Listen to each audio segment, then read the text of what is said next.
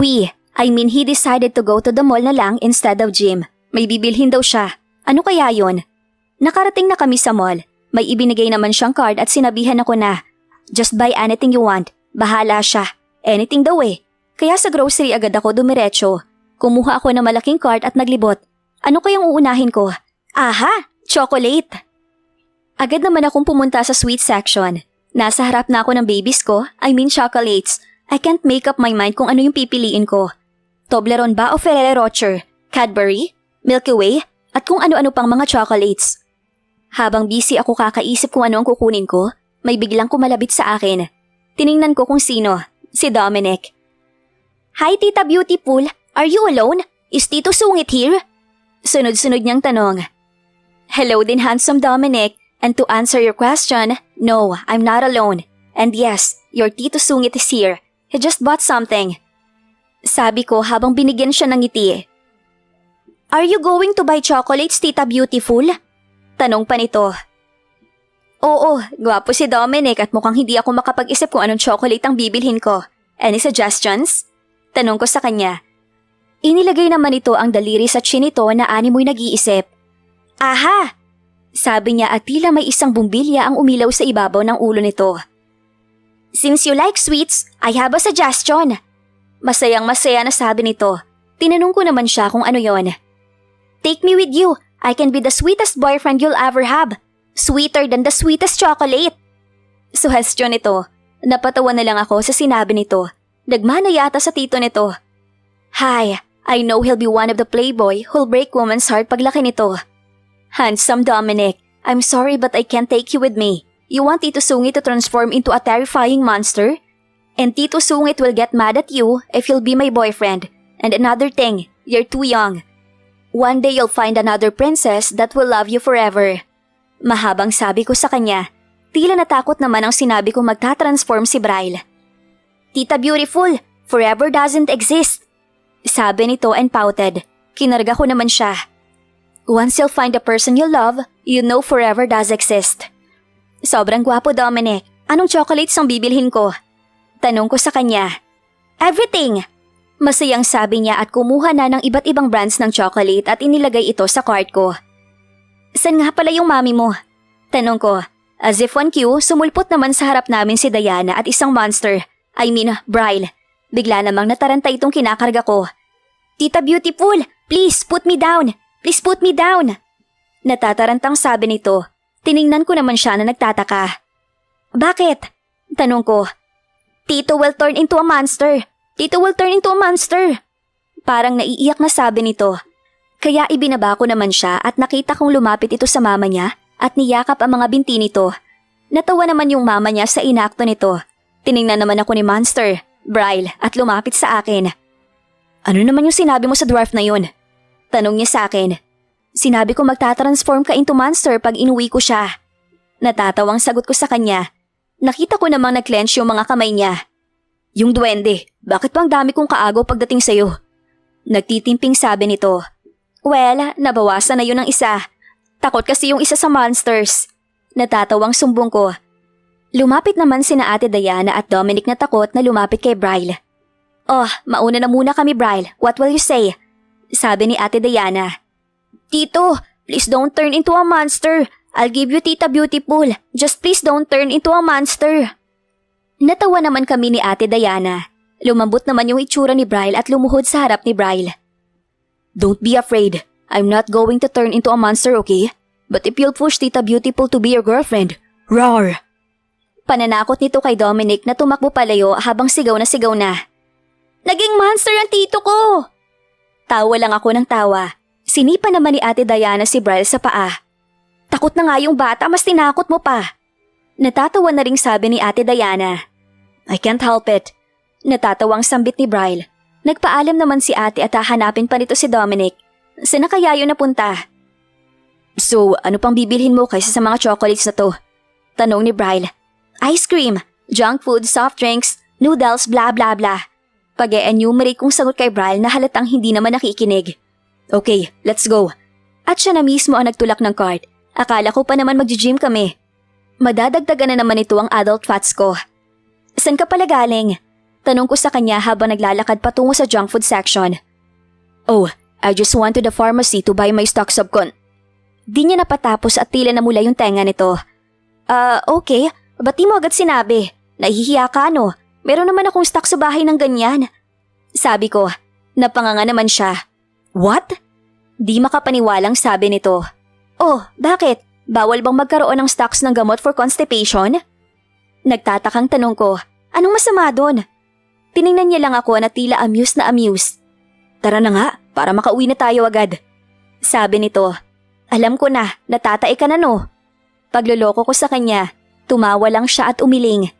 Bakit bumili pa siya ng constipation medicines? Boplox talaga to eh. Pagkatapos namin mag-groceries ay agad din naman kaming umuwi para iiwan yung mga pinamili namin.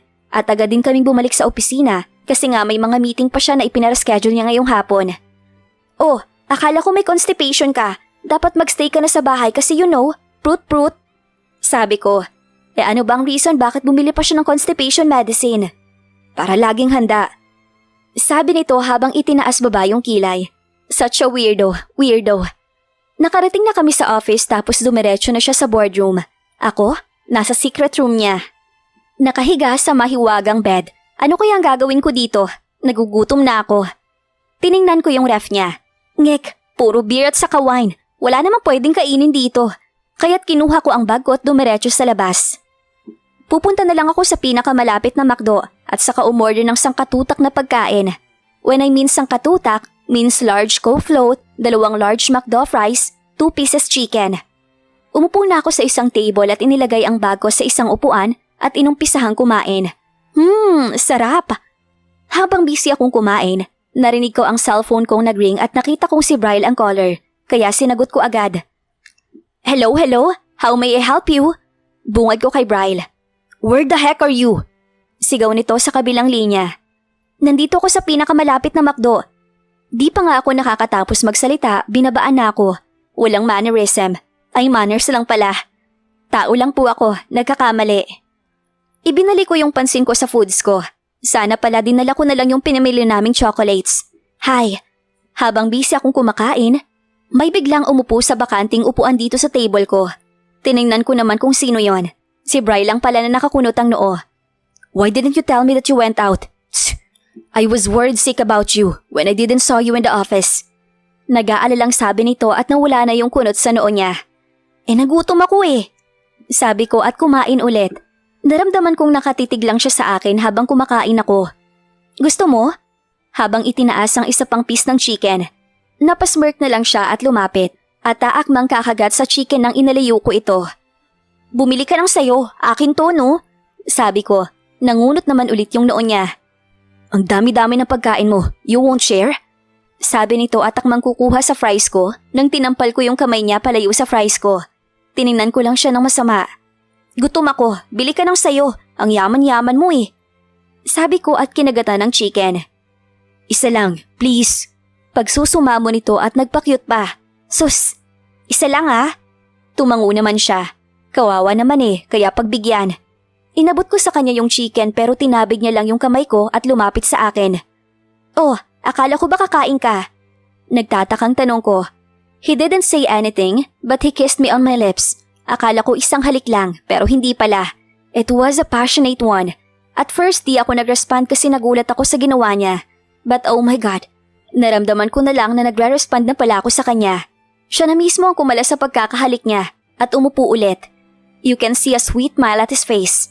Well, I can say that's a delicious chicken. Sabi niya nang nakakaloko. Pinakinggan ko ang buong place at nakatingin silang lahat sa amin. Ang iba nga nakikita kong kinukunan kami ng video o picture. Kinuha ko lang ang bag ko at itinakip sa malakamatis kong muka. Narinig ko lang na humagikik si Bryle. Don't hide your face, sweetie. I like seeing you blush. Sabi nito at itinabig ang bag mula sa muka ko. Nakakainis ka naman eh. Pagtatampo ko, nakakahiya. But you enjoyed. Sabi nito sa akin na tumayo. Sino ang kumuha ng video ng halika natin? Tanong niya. Ang ilan sa mga tao sa silid ay nanigas. May isa namang nag-alanganing itinaas ang kamay nito.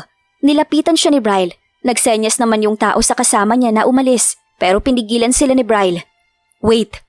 Pagpigil ni Bryle sa kanila. Nagsitigil naman ang mga ito pero parang mga maaamong tuta na ang itsura nito. Please, send me the video. Pakiusap nito sa tao. Ano? Madaling nakalipas ang 1 linggo, wala siyang ibang ginawa kundi ang i-replay yung video na yon. Tinanggap ko na rin pala yung offer niyang maging personal assistant. Wala naman akong gagawin kung sa bahay lang ako. Andito kami ngayon sa opisina niya. Pinalagyan niya talaga ito ng isa pang table para sa akin, para palagi niya daw akong nakikita. At ngayon habang inaayos ko yung schedule niya, napansin kong tinitingnan niya ako. Anong tinitingin-tingin mo dyan? Mataray na tanong ko sa kanya. Nothing. Sabi nito pero tinitingnan pa rin ako. Anong nothing? Utot mo, mabaho. Natatawang sabi ko sa kanya. Nahawa siguro sa tawa ko kaya tumawa rin. Every fart or smell is sweetie. So what's my schedule? Tanong niya sa akin. Agad ko namang tinapos at sinabi ang schedule niya. Mamayang 1 p.m. you have a meeting with Mr. Alvarez. 3:30 p.m. a board meeting with the heads of each department and also. Nagdadalawang isip pa ako kung sasabihin ko ba o hindi. And what? Naiinip na tanong niya. Nothing. Sabi ko at tumalikod. Feeling ko namumula na naman ang mga pisngi ko. Come here, sweetie. Sabi niya at hinila niya ako paupo sa lap niya. Ano ba yung sasabihin mo? Come on. Pagpupumilit niya. I want. Nauutal na sambit ko. You what? Nagtatakang tanong ito. Pwede ba tayong mag-dinner mamayang gabi? Mabilis kong sinabi at agad kong tinakpan ang namumulang muka ko. Naramdaman kong hinawakan niya ang kamay ko na nakatakip sa aking muka at ibinaba ito. Tiningnan niya ako ng diretso sa mata. I would love to. Sabi nito at inangkin ang mga labi ko. Dude, let's... Wow! Oops! Gulat na napaigtad ako nang marinig kong may tao nagsalita, dahilan para mahulog ako sa pagkakaupo sa lap ni Bryle. Shit bro, wrong timing. Sabi ni Bryle at tumayo para tulungan ako sa pagtayo. Tiningnan ko kung sino yung tao. Si Simon pala. Sorry dude, I didn't mean it. I was just wondering if you want to go to the bar tonight. Tanong nito habang palipat-lipat ang tingin sa akin at kay Bryle. Sorry bro, but I already have a plans for tonight. Sabi ni Bryle at hinapit ako papalapit sa kanya. Tiningnan ko si Simon. I don't know but I saw a glint of hurt in his eyes. Oh, talaga? Well, I should be going now. Sorry for the interruption. Malungkot na sabi ni Simon at lumabas na ng opisina. So where did we stop? Oh yeah, the kiss. Sabi nito at inilapit ang muka sa muka ko pero pinigilan ko siya at itinaas ang palad ko kaya nakipag-lips to lips siya sa kamay ko. Office hours is office hours. Marami pa akong gagawin. Sabi ko at bumalik na sa desk ko. Napasabunot na lang si Bryle ng buhok ko habang may binubulong. Nabubuwang na yata ang isang to. Mabilis lumipas ang oras at gabi na. Andito ako ngayon sa kwarto, nagbibihes. Dapat maging maganda ako no? I just applied face powder and lip gloss and I'm ready to go. Nakakasual lang naman ako. No need to dress formal kasi kakain lang naman eh. I don't need shimmering gowns para lang kumain sa isang fancy restaurant. Kahit ano lang yung suot mo, basta't may pera ka, pwede kang kumain doon. Bumaba na ako at nakita ko si Bryle. Pati siguro sa ako ng bigasang suotin niya, ang gwapo-gwapo pa rin. Let's go? Tanong niya. Tumangulang ako. Nasa kotse kami nang tinanong niya kung saan ba kami pupunta. Ang sabi ko na lang doon kami kakain sa isang bagong bukas na restaurant. Treat ko naman to kaya wala naman siyang angal. Nang dumating kami sa restaurant, ay inakay kami ng isang staff papunta sa isang table for 2. Tiningnan ko naman ang menu. Oh my God, nakakalula ang mga presyo. Di ko ma-reach. Pero bahala na, may kaunting inipo naman ako. Nag-order na kami. Habang hinihintay yung order namin ay nagkukwentuhan muna kami. Nasa kalagitnaan kami ng pagkukwento nang biglang may bumangga ng chair ni Bryle. What the? Singhal niya at tiningnan kung sino yon. Sorry dude, di ko sinasadya. Oh, Bryle, ikaw lang pala. Sorry bro. Pagpapaumanhin ni Simon? Tsk, akala ko ba pupunta ka sa bar? Bakit ka nandito? Tanong ni Bryle. I changed my mind at hindi ba ako pwedeng pumunta dito? Sagot ni Simon at tiningnan ako. Hi gorgeous. Bati niya sa akin. Nginitian ko lang siya. Nakita ko namang sinapak siya ni Bryle sa braso na ikinangiwi niya. Dude, it hurts. Reklamo nito habang hinihimas ang sinapak ni Bryle. Umupo naman si Bryle. Nakita kong humila si Simon ng upuan at nakiupo sa table namin. You don't mind na makisingit ako no? I just don't have any company. I'm so lonely. Sabi nito. Tiningnan ako ng masama ni Bryle na tila sinasabing wag akong pumayag pero bahala siya. Treat ko to. Kaya gagawin ko kung ano ang gusto kong gawin. Tiningnan ko naman si Simon at tumango bilang pagsang-ayon na makiupo na lang siya sa table namin. Nag-order na si Simon pero sabi niya siya daw magbabayad ng in-order niya. Aba, malamang, ang pera ko ay para sa dinner lang namin ni Bryle. Di siya kasali ano? Namayani ang nakabibinging katahimikan nang bigla itong basagi ni Simon. So, Karina, ano ang ideal man mo? Tanong ni Simon sa akin, pero bago ako makasagot ay inunahan na ako ni Bryle. Just look at me, nasa akin lahat ng katangian na gusto niya.